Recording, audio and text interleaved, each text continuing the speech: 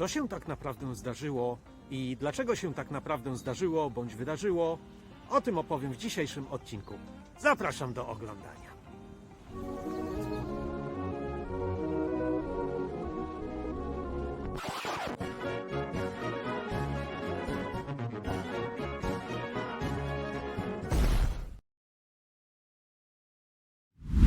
Witam serdecznie, ja mam na imię Tomek, a to jest mój kanał Wsypy Brytyjskie. Na wstępie pochwalę się, że mam już swój wymarzony mikrofon z wiatrołapem i zobaczymy po prostu, jak on się dzisiaj sprawdzi w dzisiejszych warunkach. A przy okazji, drogi widzu, daj mi znać w komentarzach, czy faktycznie dźwięk jest teraz lepszy, a może nie. Z góry dziękuję za Twój wkład w tą dyskusję. Zanim przejdę do głównego tematu dzisiejszego filmiku, chciałbym szybko się odnieść do jednego z komentarzy, mianowicie napisał go jeden z moich stałych widzów o niku i4nc i piszesz w nim, że dałeś się nabrać na dobry clickbait.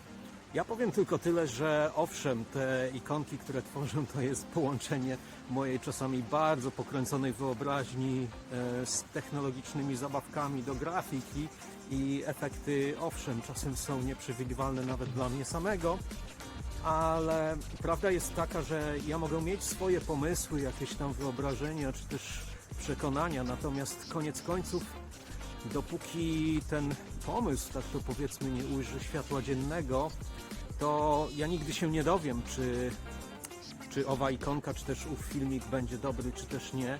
I to właśnie Ty, drogi widzu, jesteś w tym momencie jedynym sędzią, który decyduje właśnie, czy dany pomysł zatrybi, czy też nie.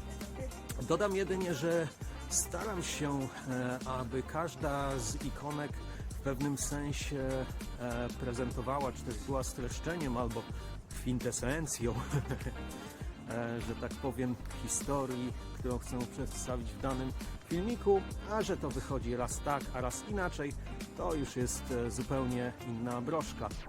I tym sposobem przejdę może do głównego tematu dzisiejszego filmu, który nomen omen nawiązuje do owej ikonki, a mianowicie do ikonki jednego z moich poprzednich filmików pod tytułem "A potem był feud", czyli dlaczego moja historia jest inna. Ta historia, jak już mówiłem we wstępie, naprawdę się wydarzyła, a wszystko zaczęło się ileś tam lat temu, kiedy pewnego pięknego piątkowego popołudnia wracałem autokarem z nagrań gdzieś daleko poza Londynem. I wtedy zadzwoniła też do mnie moja agentka, aby poinformować mnie, że zostałem wybrany do roli tak zwanego featured artist, czy jak to woli po polsku, artysty eksponowanego, i że to będzie brytyjska komedia i tak dalej, i tak dalej. W sumie rozmowa była bardzo krótka.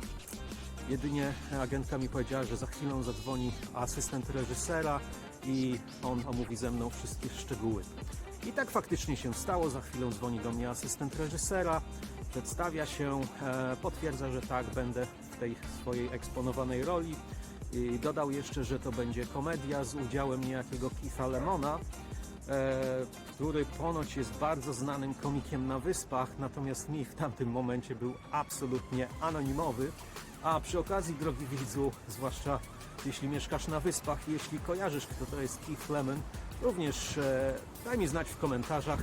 Jestem ciekaw, czy ktokolwiek poza Wyspami go zna, czy też nie. No w każdym razie my sobie gadu, a ja tu muszę nadmienić, że jechaliśmy tym autokarem przez przysłowiowe łąki, pola, góry, lasy i zasięg był momentami tragiczny. Ja naprawdę musiałem wytężać słuch, aby zrozumieć, co asystent do mnie mówił. Pamiętam jedynie, że w którymś momencie powiedział mi, że będę miał na sobie kostium i że to będzie dragon costume. Przynajmniej tak to zrozumiałem. Pomyślałem, no cóż, no fajnie, komedia, a ja będę przebrany za smoka.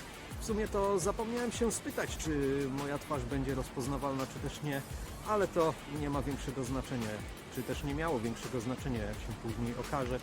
Tam chwilkę jeszcze pogadaliśmy, omówiliśmy resztę szczegółów i koniec rozmowy. Za chwilę oczywiście dostałem SMS-a z potwierdzeniem, tudzież z miejscem, datą i godziną, gdzie miałem się udać, oraz że zdjęcia miały się odbyć następnego ranka po naszej rozmowie.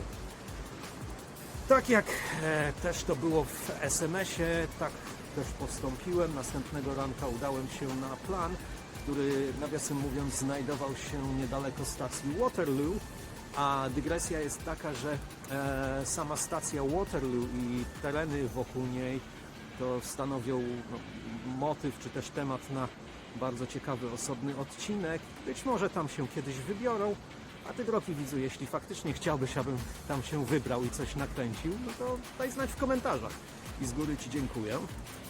No, wracając do historii, przyjechałem na plan, tam już było sporo moich znajomych, z którymi, że tak powiem, niejedną pracę się przerobiło.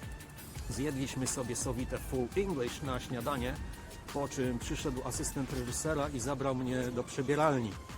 I jakież było moje zdziwienie, drogi widzu, kiedy w przebieralni dopiero zobaczyłem, że ten kostium, który mam mieć na sobie podczas zdjęć, to nie będzie dragon costume, tylko drag costume. A różnica jest o tyle istotna, że nagle się okazuje, że już nie będę przebrany za smoka, tylko będę grać co najmniej psychicznie niezrównoważonego fana Spice Girls, który w dodatku tak kocha ten swój ulubiony zespół, że ubiera się jak swoje idolki. No niezła wtopa, misiek. Taka była moja pierwsza reakcja i nawet przez ułamek sekundy myślałem o tym, żeby z tego projektu się wymiksować, ale z drugiej strony pomyślałem sobie, no zaraz, no przecież dzień wcześniej rozmawialiśmy i fakt, że były, że tak powiem, problemy na łączach, ale to wtedy ja mogłem się wycofać, a teraz no jest już no może ciutkę za późno.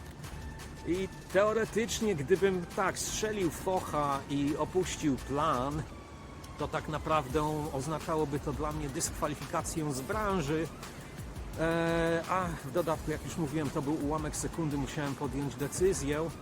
I mimo wszystko pomyślałem sobie, że z jednej strony, no przecież tam na planie są moi znajomi, że na pewno będzie niezła beka, chociaż no być może to być dla mnie jakaś taka sytuacja ciutkę niekomfortowa, a z drugiej strony koniec końców to jest komedia, a nie jakiś porno. Ja nie będę robił nic niemoralnego. I koniec końców zgodziłem się, przebrałem się w ten kostium i z asystentem udaliśmy się na plan. Scena miała się rozgrywać w taksówce, a konkretnie na jej tylnym siedzeniu. I kolejne zaskoczenie przyszło właśnie w momencie, kiedy asystent posadził mnie na tym tylnym siedzeniu taksówki, bo okazało się, że mój współpasażer i aktor, z którym miałem odegrać tą scenkę, to był nie kto inny, tylko sam Gary Barlow, czyli lider również poniekąd znanego brytyjskiego boys bandu Take That. Nawiasem mówiąc, jeśli ktoś z Was, drodzy widzowie, jeszcze w ogóle pamięta, kto to byli Take That i kto to byli Spice Girls, również proszę o jakiś sygnał w komentarzach. A dodatkowo, jeśli jesteś samcem, drogi widzu, możesz też napisać, czy i która ze Spice Girls podobała Ci się najbardziej. No w każdym razie ta cała historia to było jakby potwierdzenie pewnego powiedzonka, które usłyszałem jeszcze jako licealista, mianowicie, że aby osiągnąć rezultaty, które są niedostępne dla 99% ogółu, musisz robić dokładnie odwrotnie niż 99% ogółu. Ewentualnie musisz robić rzeczy, o których ów 99% ogółu w ogóle nawet nie pomyśli. I taka oto była historia. Dodam tylko, że do dziś nie obejrzałem pełnej wersji końcowej tego filmu, mimo że minęło już, ja wiem, z 12-13 lat. Wiem tylko, że oprócz Gary'ego Barlowa wystąpiły tam jeszcze dwie ze Spice Girls i jeszcze parę innych gwiazd i gwiazdeczek brytyjskiego show biznesu, ale nie wiem, czy jest sens, aby przedstawiać te nazwiska, bo nie wiadomo, drogi widzu, czy kogokolwiek będziesz kojarzył, a z drugiej strony to i moja pamięć też po latach może być zawodna. W każdym razie wielkie dzięki za wysłuchanie i obejrzenie mojej historii do końca. Jak zwykle tradycyjnie proszę Cię, drogi widzu, o zostawienie swojego śladu w komentarzach. Daj łapkę w górę albo w dół, jak kto woli. Daj suba, jeśli jesteś u mnie po raz pierwszy, oraz włącz powiadomienia, jeśli chcesz zobaczyć kolejny odcinek z moim udziałem. I do zobaczenia wkrótce. Pozdrawiam serdecznie, trzymajcie się i bye bye.